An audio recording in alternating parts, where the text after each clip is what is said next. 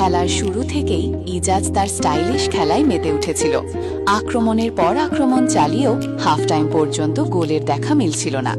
Half টাইমের পর কালাম ব্রিগেডের বাঘা তরুণ তুর্কি নিজের বডি ভাসিয়ে মিডল মাঠ থেকে দুর্দান্ত গোল করে দলকে এগিয়ে দেয়। গোল হতেই মাঠে বাড়তে থাকে উত্তেজনা। এর মাঝখানে ইজাজ এমন এক স্কিল দেখায় দর্শকরা মুহূর্তের জন্য হতবাক হয়ে যায়। একদম পারফেক্ট ক্লাস। কিছুক্ষণ যেতে না যেতেই পাল্টা আক্রমণে গোল করে মাসুদ।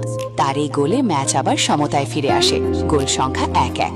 তারপর ম্যাচ গড়ায় টাই ব্রেকারে।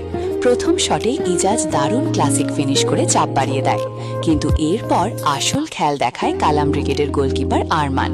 প্রথম শট সেভ করে দলকে বাড়তি আত্মবিশ্বাস এনে দেয়। তারপর কালাম ব্রিগেডের বাঘা দুর্দান্ত গোল করে দলকে আরও এগিয়ে দেয়। আবারও প্রতিপক্ষের শট সেভ করে নায়ক হয়ে ওঠে আরমান। শেষ পর্যন্ত দুর্দান্ত লড়াইয়ের পর ম্যাচ জিতে ফাইনালে প্রবেশ করল কালাম ব্রিগেড।